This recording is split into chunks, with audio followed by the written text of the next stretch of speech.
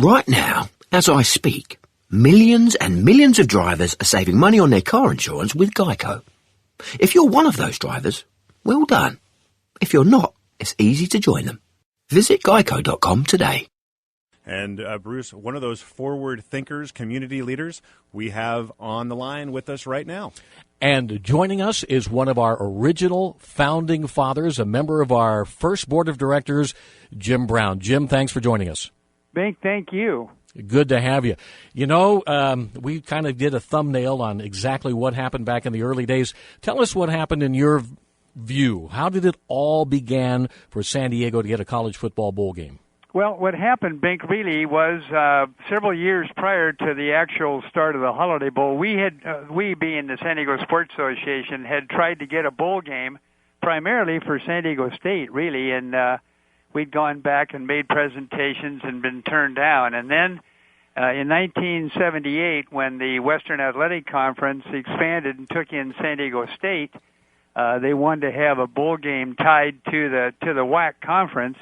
And San Diego was the largest city and had a major league stadium, of course, and so it was a natural that the game would be the first game would be played here. So then we went back and we were able to get the sanction for the game very easily after we'd been turned down the years before. But it was because we were tied into the Western Athletic Conference.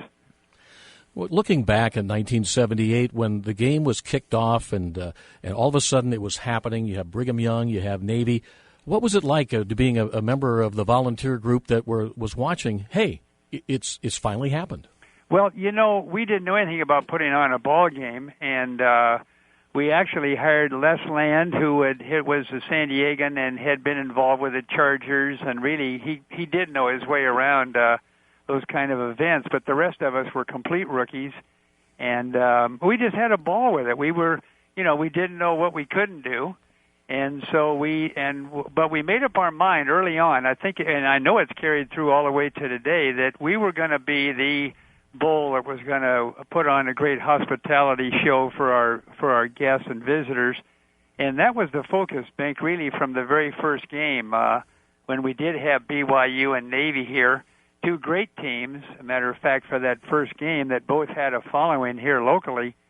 But we just made up our mind that we were going to knock everybody's socks off when they came to town, and that's been the charge all the way through. Hey, Jim, it's Mark Neville here, and Mark. You just mentioned that you hired Les Land to be your first executive director. Can you let our listeners know what his salary was? $1. We paid him $1 a year, and we always kidded him he was overpaid. But he was the true definition of a volunteer. And by the way, I've told many people the best speech I ever heard given was at the end of his whole year of work after being paid only $1. We had the big dinner over to Hotel Del Coronado, and everybody was there, and it was the night before the game. And Vinnie Vincent was our president, and Vinnie said, "We'd now like to have Les get up and make a talk." And Les got up and said, "I'm tired and I quit." That is a true story. Jim, I also remember, and this is probably lost in the history of so many thousands of press conferences and announcements and so forth, but what a lot of people don't remember is the day we announced, and I was there with Les, that Navy was coming to the Holiday Bowl to play BYU. Les had a tape, and he had the Mormon Tabernacle Choir singing "Anchors Aweigh." And that set the tone of the hospitality and how we treated our guests, and everybody loved that, and that just got us going, and as they say, the rest is history. By the way, who sang that national anthem the first year for the game?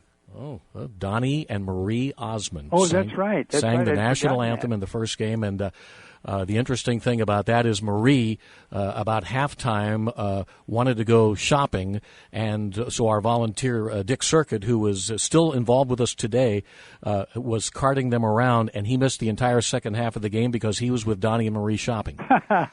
I'd forgotten it. Yeah, that's right, though. Now you say it, I do remember that. Yep. Donnie and Marie. But we had, that first year, we had a big luncheon down at the community concourse, and we had President Ford was involved with this bank, if you remember. That is correct. We had a lot of well-known people that very first year. And thinking back on it, what a perfect pairing that was to have BYU and Navy. No question, and it's ironic, and we'll get into this later on this hour. Navy helped us kick off the Poinsettia Bowl as well. But back to the Holiday Bowl, back to 1978, Mr. Neville. The name Holiday Bowl. Jim, how did we end up with the name Holiday Bowl? Well, it was really there were a lot of names thrown into the hopper, and my recollection is that it was Jordan Lansky who was on our committee, on our founding committee, or actually our exploratory committee, and we were having a meeting and we were talking about different possible names, and Jordan surfaced the name of Holiday Bowl, and he said, what a great name, it's in the holiday season and all of that.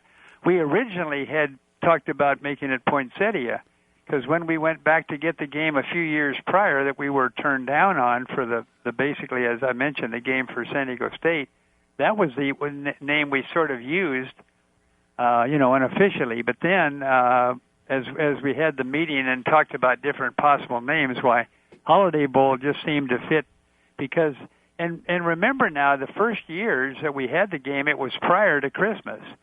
It was always like the 20th, 21st, 22nd, something like that. So it was during the holiday season, but it was not as it is today in the week between Christmas and New Year's. But that is why the poinsettia is part of the official logo of the Holiday Bowl, because, as you were right, Jim, it was either going to be poinsettia was the main, looked like it was going to be the name of the game, and then Holiday won out. And yet to compromise and to show the poinsettia people and everybody who wanted that name that it was still a part of our game, we incorporated the poinsettia into our logo, and poinsettia still is the official flower of the game, and that's why Holiday and poinsettia are so tied together. Absolutely, that's right.